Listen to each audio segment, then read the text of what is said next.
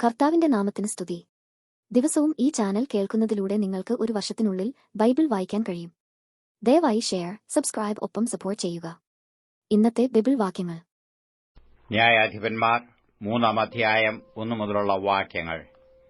ന്യായാധിപന്മാർ 3-ാം അധ്യായം 1 മുതലുള്ള വാക്യങ്ങൾ.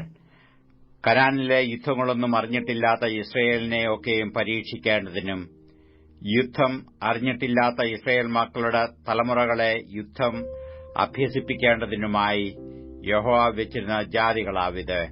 ഫെലിസ്ത്യരുടെ 5 പ്രഭുക്കന്മാരും എല്ലാ കനാന്യരും സീദോന്യരും ബാൽ ഹെർമോൻ പർവ്വതം മുതൽ ഹാമാത്തിലേക്കുള്ള പ്രവേശനം വരെ ലെബനോൻ പർവ്വതത്തിൽ പാർത്തിരുന്ന ഹിവ്യരും തന്നെ.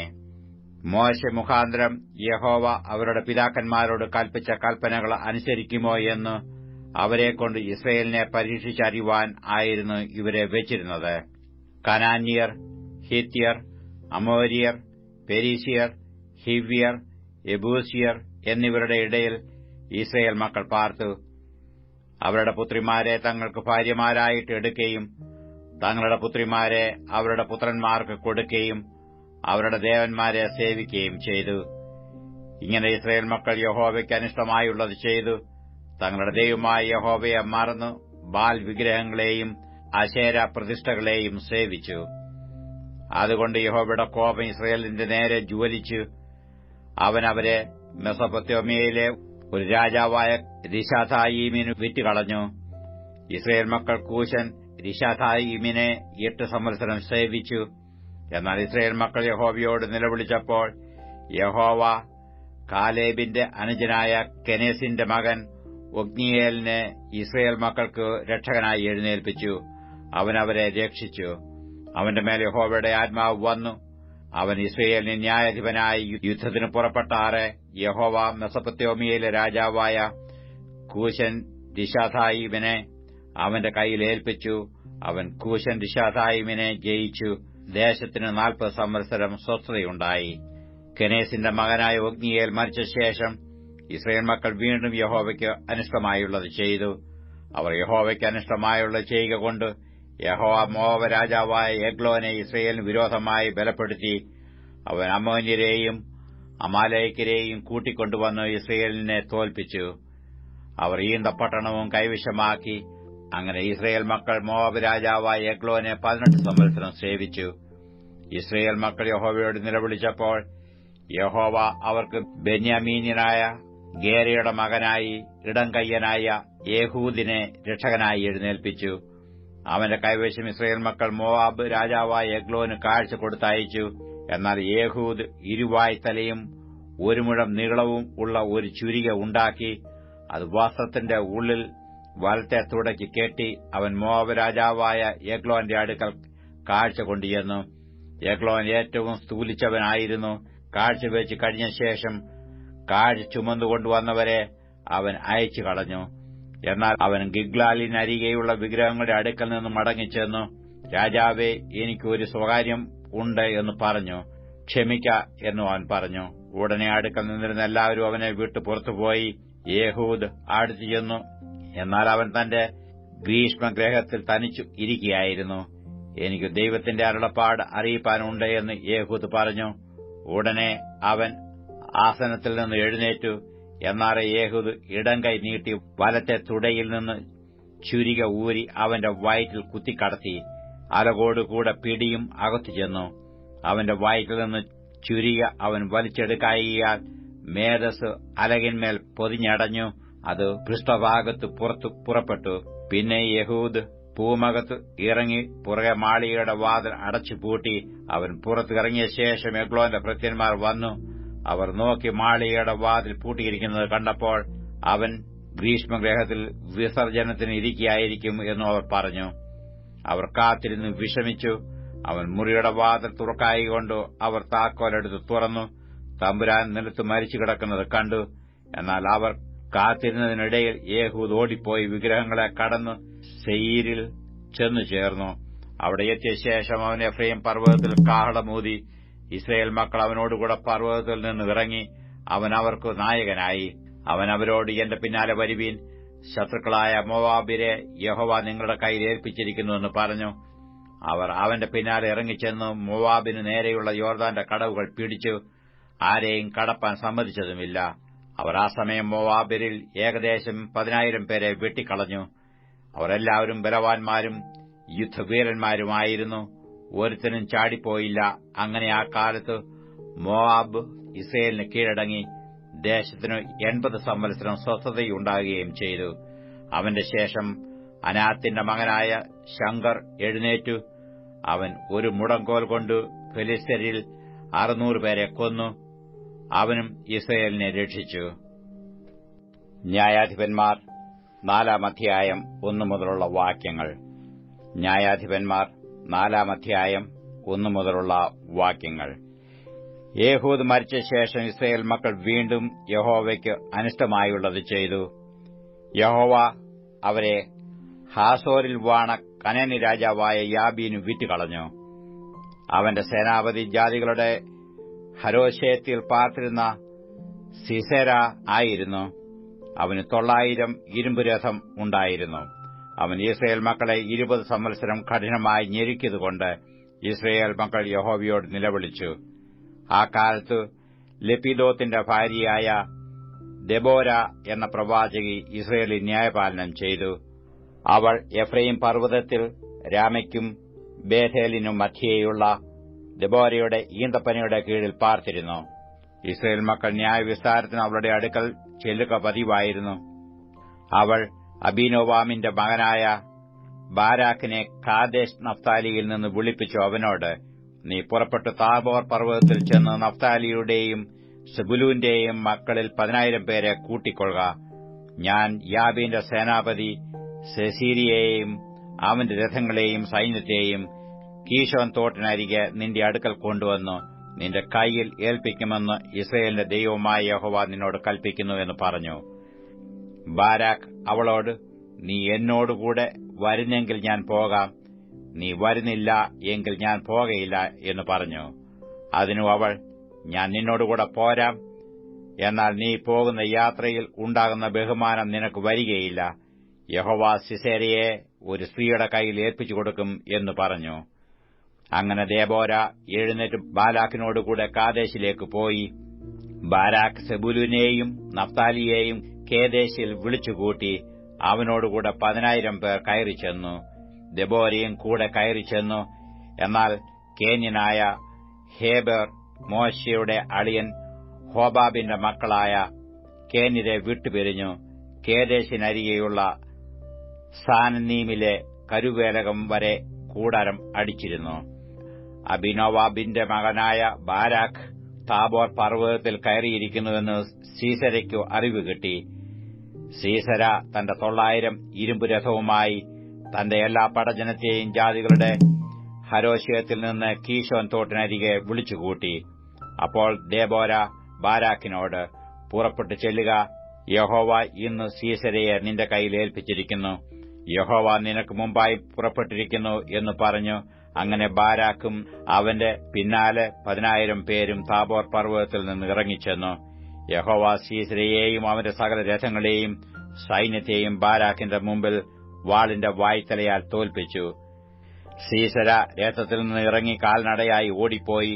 ബാരാക്ക് രഥങ്ങളെയും സൈന്യത്തെയും ജാതികളുടെ ഹാരോശേത്ത് വരെ ഓടിച്ചു. സീസരയുടെ സൈന്യമൊക്കെയും വാളിന്റെ വായ്ത്തലയാൽ വീണു, ഒരുത്തനും ശേഷിച്ചില്ല. എന്നാൽ സീസര കാൽനടയായി കേന്യനായ ഹേബേറിന്റെ ഭാര്യ യായേലിന്റെ കൂടാരത്തിലേക്ക് ഓടിപ്പോയി. കേന്യനായ ഹേബേറിന്റെ ഗ്രഹവും ഹാസോർ രാജാവായ യാബീനും തമ്മിൽ സമാധാനമായിരുന്നു. യായേൽ സീസരയെ എതിരേറ്റ് ചെന്നു അവനോട്, ഇങ്ങോട്ട് കയറിക്കൊള്ളുക യജമാനനെ, ഇങ്ങോട്ട് കയറിക്കൊള്ളുക, ഭയപ്പെടേണ്ട എന്ന് പറഞ്ഞു. അവൻ അവളുടെ അടുക്കൽ കൂടാരത്തിൽ കയറിച്ചെന്നു. അവൾ അവനെ ഒരു പരവതാനി കൊണ്ട് മൂടി. അവൻ അവളോട്, എനിക്ക് ദാഹിക്കുന്നു, കുടിപ്പാൻ കുറെ വെള്ളം തരയണമേ എന്ന് പറഞ്ഞു. അവൾ പാൽ തുരുത്തി തുറന്നു അവന് കുടിപ്പാൻ കൊടുത്തു. പിന്നെയും അവനെ മൂടി. അവൻ അവളോട്, നീ കൂടാരവാതിൽക്കൽ നിൽക്ക, വല്ലവനും വന്നു ഇവിടെ ആരെങ്കിലും ഉണ്ടോ എന്ന് ചോദിച്ചാൽ ഇല്ല എന്ന് പറയണം എന്ന് പറഞ്ഞു. എന്നാൽ ഹേബേറിന്റെ ഭാര്യ യായേൽ കൂടാരത്തിന്റെ ഒരു കുറ്റിയെടുത്ത് കൈയിൽ ചുറ്റികയും പിടിച്ചു പതുക്കെ അവന്റെ അടുക്കൽ ചെന്നു കുറ്റി അവന്റെ ചെന്നിയിൽ തറച്ചു. അത് നിലത്ത് ചെന്ന് ഉറച്ചു. അവന് ഗാഢനെതിരെയായിരുന്നു. അവൻ ബോധം കെട്ട് മരിച്ചുപോയി. ബാരാക്ക് സീസരയെ തിരഞ്ഞു ചെല്ലുമ്പോൾ യായേൽ അവനെ എതിരേറ്റു അവനോട്, വരിക, നീ അന്വേഷിക്കുന്ന ആളെ ഞാൻ കാണിച്ചു തരാമെന്ന് പറഞ്ഞു. അവൻ അവളുടെ അടുക്കൽ ചെന്നപ്പോൾ സീസര ചെന്നിയിൽ കുറ്റിയുമായി മരിച്ചു കിടക്കുന്നത് കണ്ടു. ഇങ്ങനെ ദൈവം അന്ന് കനാന്യ രാജാവായ യാബീനെ ഇസ്രയേൽ മക്കൾക്ക് കീഴടക്കി. ഇസ്രയേൽ മക്കൾ കനാന്യ രാജാവായ യാബീനെ നിർമൂലമാക്കും വരെ അവരുടെ കൈ കനാന്യ രാജാവായ യാബീന് മേൽക്കുമേൽ ഭാരമായി തീർന്നു. അപ്പോസ്തലനായ പൗലോസ് ഫിലേമോൻ എഴുതിയ ലേഖനം 1 മുതലുള്ള വാക്യങ്ങൾ. ഫിലേമോൻ 1 മുതലുള്ള വാക്യങ്ങൾ. ക്രിസ്തുയേശുവിന്റെ ബദ്ധനായ പൗലോസും സഹോദരനായ തിമത്തിയോസും ഞങ്ങളുടെ പ്രിയനും കൂട്ടുവേലക്കാരനുമായ ഫിലേമോൻ എന്ന നിനക്കും സഹോദരിയായ അപ്പിയയ്ക്കും ഞങ്ങളുടെ സഹപടനായ അർക്കിപ്പോസിനും നിന്റെ വീട്ടിലെ സഭയ്ക്കും എഴുതുന്നത്, നമ്മുടെ പിതാവായ ദൈവത്തിങ്കൽ നിന്നും കർത്താവായ യേശുക്രിസ്തുവിങ്കൽ നിന്നും നിങ്ങൾക്ക് കൃപയും സമാധാനവും ഉണ്ടാകട്ടെ.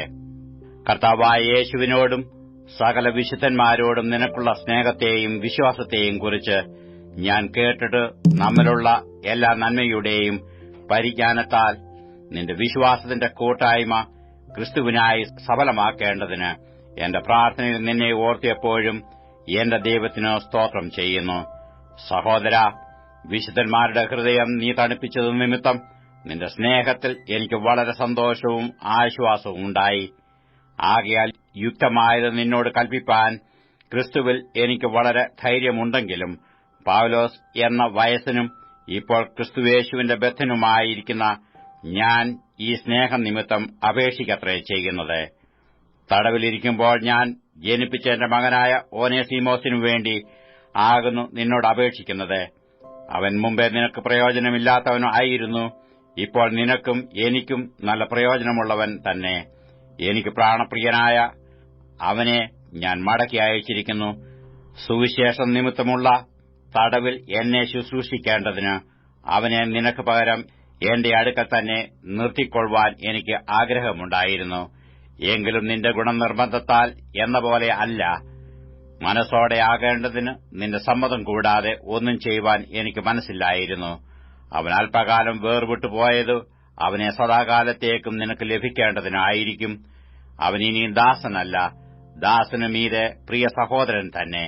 അവൻ വിശേഷാൽ എനിക്ക് പ്രിയനെങ്കിൽ നിനക്ക് ജഡസംബന്ധമായും കർത്തൃസംബന്ധമായും എത്രയധികം. ആകയാൽ നീ എന്നെ കൂട്ടാളിയെന്ന് കരുതുന്നുവെങ്കിൽ അവനെ എന്നെപ്പോലെ ചേർത്തുകൊള്ളുക. അവൻ നിന്നോട് വല്ലതും അന്യായം ചെയ്തിട്ടോ കടംപെട്ടിട്ടോ ഉണ്ടെങ്കിൽ അത് എന്റെ പേരിൽ കണക്കിട്ടുകൊള്ളുക. പൗലോസ് എന്ന ഞാൻ സ്വന്തം കൈയാൽ എഴുതിയിരിക്കുന്നു, ഞാൻ തന്നു തീർക്കാം. നീ നിന്നെ തന്നെ എനിക്ക് തരുവാൻ കടംപെട്ടിരിക്കുന്നുവെന്ന് ഞാൻ പറയണമെന്നില്ലല്ലോ. അതേ സഹോദര, നിന്നെക്കൊണ്ട് എനിക്ക് കർത്താവിൽ ഒരനുഭവം വേണ്ടിയിരിക്കുന്നു. ക്രിസ്തുവിൽ എന്റെ ഹൃദയം തണുപ്പിക്ക. നിന്റെ അനുസരണത്തെപ്പറ്റി എനിക്ക് നിശ്ചയമുണ്ട്. ഞാൻ പറയുന്നതിലുമധികം നീ ചെയ്യും എന്നറിഞ്ഞിട്ടാകുന്നു ഞാൻ എഴുതുന്നത്.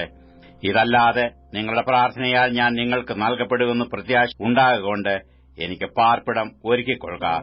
ക്രിസ്തുവേശുവിൽ എന്റെ സഹബദ്ധനായ എപ്പഫ്രാസും എന്റെ കൂട്ടുവേലക്കാരനായ മർക്കോസും അരിസ്തർഹോസും ദേമാസും ലൂക്കോസും നിനക്ക് വന്ദനം ചൊല്ലുന്നു. നമ്മുടെ കർത്താവായ യേശുക്രിസ്തുവിന്റെ കൃപ നിങ്ങളുടെ ആത്മാവോടുകൂടെ ഇരിക്കുമാറാകട്ടെ. ആമേൻ. 108 സങ്കീർത്തനം 1 മുതലുള്ള വാക്യങ്ങൾ. 108 സങ്കീർത്തനം 1 മുതലുള്ള വാക്യങ്ങൾ. ദൈവമേ, എന്റെ മനസ്സ് ഉറച്ചിരിക്കുന്നു, ഞാൻ പാടും. എന്റെ മനം കൊണ്ട് ഞാൻ കീർത്തനം പാടും. വീണയും കിന്നരവുമായുള്ളവയെ ഉണരുവീൻ, ഞാൻ അതികാലത്തെ ഉണരും. യഹോവേ, വംശങ്ങളുടെ ഇടയിൽ ഞാൻ നിനക്ക് സ്തോത്രം ചെയ്യും. ജാതികളുടെ മധ്യേ ഞാൻ നിനക്ക് കീർത്തനം പാടും. നിന്റെ ദയ ആകാശത്തിനു മീതെ വലുതാകുന്നു, നിന്റെ വിശ്വസ്തത മേഘങ്ങളോളം എത്തുന്നു.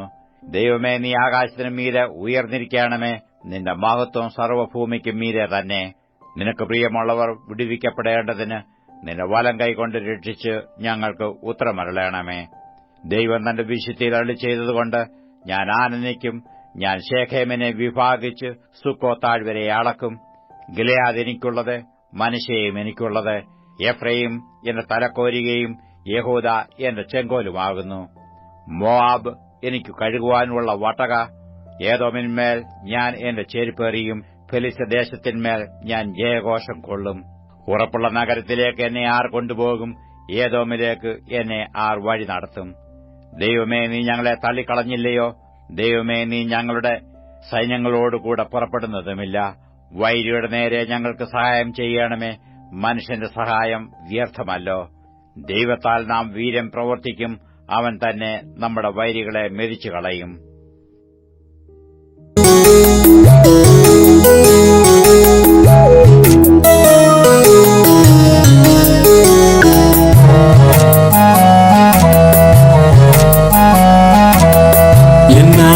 എന്നും എന്റെ രക്ഷിതാവിലാകയാൽ എന്നാശ പോലെ വന്നെന്നെ ചേർത്തു കൊള്ളുമേ. എന്നാശ എന്നും എന്റെ രക്ഷിതാവിലാകയാൽ എന്നാശ വന്നെന്നെ ചേർത്തു കൊള്ളുമേ. എന്റെ വല്ലഭൻ എന്നോട് നല്ലവൻ, എന്റെ വല്ലഭൻ എന്നോട് നല്ലവൻ. എന്നാശ എന്നും രക്ഷിതാവിലാകയാൽ എന്നാശ പോലെ വന്നെന്നെ ചേർത്തു കൊള്ളുമേ. എന്നാശ എന്നും എന്റെ രക്ഷിതാവിലാകയാൽ എന്നാശ പോലെ വന്നെന്നെ ചേർക്കൊള്ളുമേ.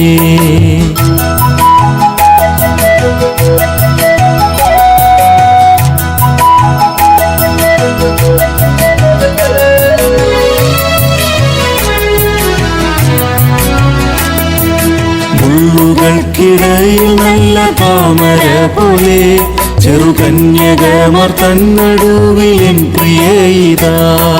മുള്ളുകൾ നല്ല താമര പോലെ ചെറുകന്യകമാർ തന്നടുവിലിതാ.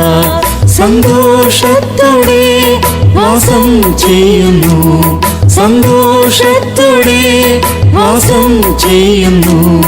എന്നാശ എന്നും എന്റെ രക്ഷിതാവിലാകയാൽ എന്നാശ പോലെ വന്നെന്നെ ചേർത്തു കൊള്ളുമേ. എന്നാശ എന്നും എന്റെ രക്ഷിതാവിലാകയാൽ എന്നാശ പോലെ വന്നെന്നെ ചേർത്തു കൊള്ളുമേ.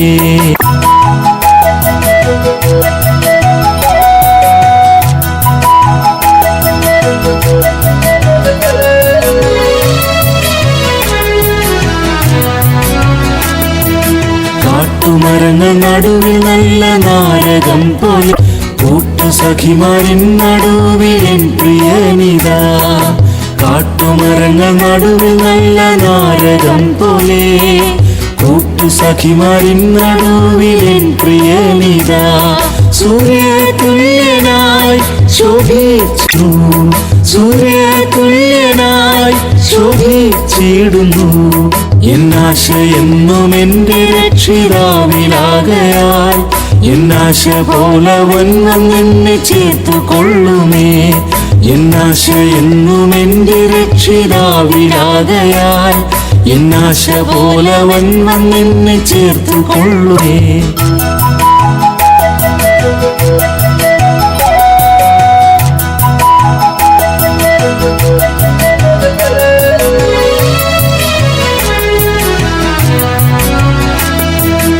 എൻ ഗതി മുന്തിരിത്തടങ്ങളിൽ വിലസിടും മൈലാഞ്ചി പൂങ്കുലയ്ക്കു തുല്യൻ എന്റെ വല്ലഭൻ. എൻ ഗതി മുന്തിരിത്തടങ്ങളിൽ വിലസിടും മൈലാഞ്ചി പൂങ്കുലയ്ക്കു തുല്യൻ എന്റെ വല്ലഭൻ. സൗരഭ്യവാസന തൂകിയിടുന്നിതാ, സൗരഭ്യവാസന തൂകിയിടുന്നിതാ. എന്നാശ എന്നും രക്ഷിതാവിലാകയാൽ എപ്പോലെ വന്നെന്നെ ചേർത്തു കൊള്ളുമേ. എന്നാശ എന്നും എന്റെ രക്ഷിതാവിലാകയാൽ എന്നാശ പോലെ വന്നെന്നെ ചേർത്തു കൊള്ളുമേ.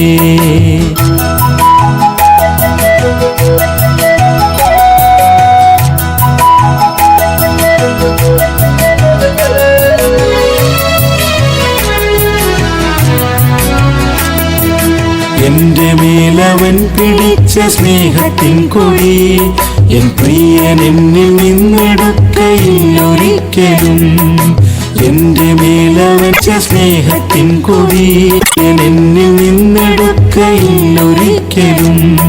അതാ കേൾക്കുന്നു പ്രിയന്റെ സ്വരം, അതാ കേൾക്കുന്നു പ്രിയന്റെ സ്വരം.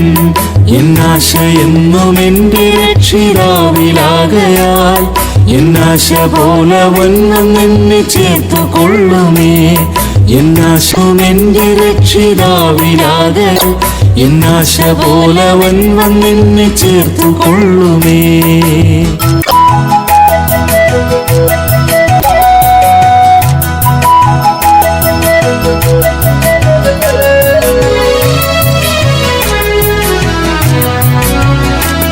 ചെറുമാനിനും കലയ്ക്കുമൊത്ത പോലെ എൻ പ്രിയൻ കുന്നുമലകൾ ചാടിയോടിച്ചു വരുന്നിതാ. ചെറുമാലയ്ക്കുമൊത്ത പോലെ എൻ പ്രിയൻ ചെറുകുന്നുമലകൾ ചാടിയോടി കുതിച്ചു വരുന്നിതാ. നോക്കിയിടുന്നിതാ കിളിവാതിൽ വഴി, നോക്കിയിടുന്നിതാ കിളിവാതിൽ വഴി. എന്നാശ എന്നും എന്റെ രക്ഷിതാവിലാകയാൽ എന്നാശ പോലെ വന്നെന്നെ ചേർത്തു കൊള്ളുമേ. എന്നാശ എന്നും എന്റെ രക്ഷിതാവിലാകയാൽ എന്നാശ പോലെ വന്നെന്നെ ചേർത്തു കൊള്ളുമേ.